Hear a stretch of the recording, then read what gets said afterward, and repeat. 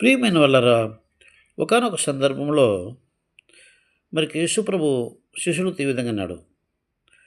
Mark సువార్త 4వ అధ్యాయం 40 వచనంలో, అప్పుడాయన, మీరెందుకు భయపడుచున్నారు? మీరింకను నమ్మిక లేకయున్నారు అని వారితో చెప్పాను. ఇది ఏ సందర్భంలో ప్రభు చెప్పాడంటే, గలిలయ సముద్రంలో శిష్యులు ఇక ప్రయాణం చేస్తున్నారు. ఓడలో. ఒక అప్పుడు పెద్ద తుఫానొచ్చింది. మరి అక్కడ ప్రమాదకరంగా ఉన్నది. అప్పుడు శిష్యులందరూ భయపడ్డారు. అయితే ప్రభువు ఎందుకు భయపడుతున్నారు అని ప్రశ్నించాడు.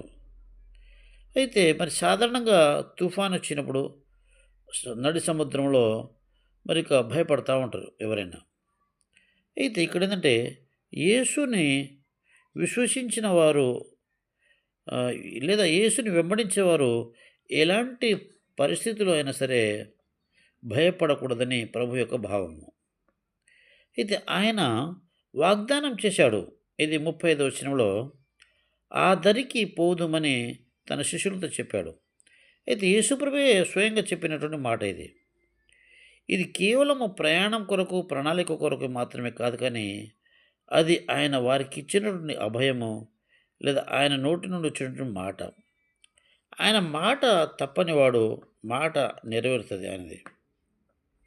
యెషయా గ్రంథము 55వ అధ్యాయము 10వ వచనం కానీ 11వ వచనం కానీ, అదేవిధంగా మత్తయి సువార్త 24వ అధ్యాయము 35వ వచనంలో, ఏ పరిస్థితిలో అయినా సరే మనము భయపడకూడదని, ధైర్యంగా ఉండాలని ప్రభు యొక్క భావము.